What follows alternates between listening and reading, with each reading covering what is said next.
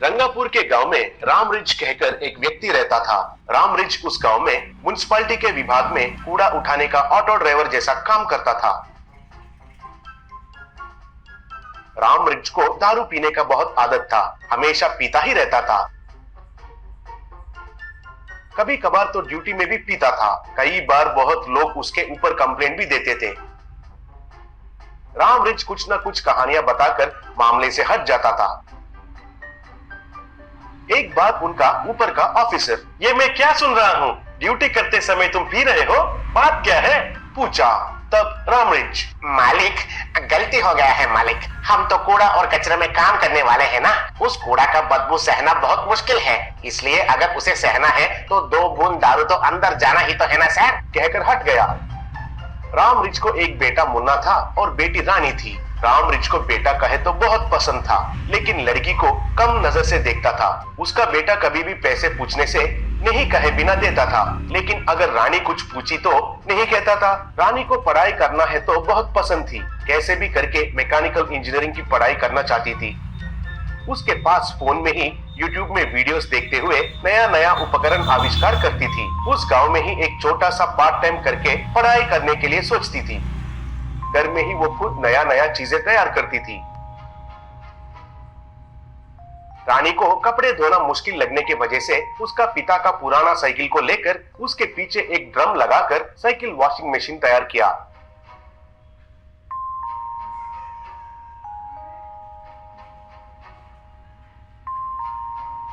पिता उसके कमरे में पंखा नहीं लगाया तो वो खुद एक water can say can cooler तैयार किया।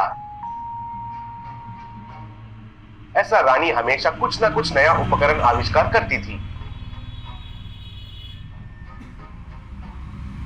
एक बार रामरिज का बेटा पिता से, पिताजी मुझे 5,000 रुपए चाहिए, बुक्स खरीदना है पिताजी।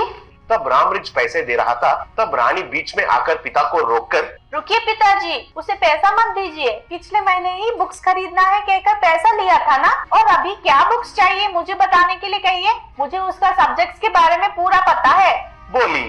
तब मुन्ना, वो पिताजी देखिए पिताजी, मैं अच्छा से पढ़ाई कर रहा हूँ कहकर दीदी जलती है और आपको पैसे मत देने के लिए कह रही है, आपको मेरे ऊपर विश्वास नहीं है क्या पिताजी, कहकर दुखी हुआ जैसा नाटक करने लगा। तब रामरिज, अरे मुझे तो तुम्हारे ऊपर पूरा विश्वास है बेटा, कहकर रानी से, ए रानी क्या है, उसके ऊपर हमेशा शिकायत करती हो, वो लड़का है, 100 खर्चे रहते हैं, तुम तो लड़की हो, ये सब तुम्हें क्यों, जाओ जाकर खाना पकाओ, कहा। तब रानी गुस्से से चली गई। एक बार रामरिज नशे में गाड़ी को चलाते चलाते एक्सीडेंट कर दिया। गाड़ी बहुत डैमेज हुआ। ड्यूटी में पीकर गाड़ी को चलाकर एक्सीडेंट करने के लिए रामरिज को नौकरी में से निकाल दिए। तब रामरिज बहुत दुखी हुआ, घर चलाना बहुत मुश्किल होने लगा। एक बार रामरिज का ऑफिसर उसका घर आया। बिस्तर पर लेटा हुआ रामरिज से ऑफिसर, देखो रामरिज, तुम्हें काम में फिर से आना है, तुम नहीं रहने के वजह से गांव में तो बहुत सारा कचरा जम गया है, लोग बहुत मुसीबत झेल रहे हैं, परसों को हमारा गांव में एमएलए साहब आ रहे हैं, अगर गांव ऐसा कचरा दिखाई दिया तो वे मुझे डांटेंगे, कहा। तब रामरिज, मालिक एक्सीडेंट की वजह से मेरा पांव दर्द अभी तक कम नहीं हुआ है, अब मुझे ड्यूटी में शामिल होना बहुत मुश्किल है मालिक, कहा।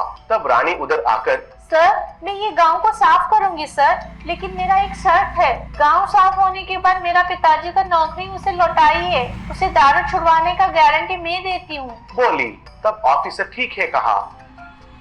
ऐसा रानी घर में एक पुराना मोपेड को लाई, उसे अच्छे से रिपेयर किया, 2-3 झाड़ू मिलाकर एक बड़ा झाड़ू जैसा बनाकर उस मोटरसाइकिल के पीछे बांधी।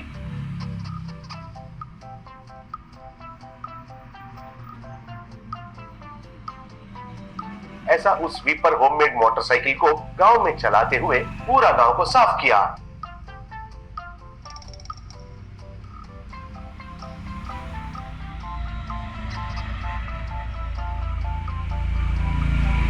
ऐसा रानी को उस स्वीपर मोटरसाइकिल को चलाते हुए देखकर गाड़ी पर आते जाते गांव वाले हैरान होने लगे।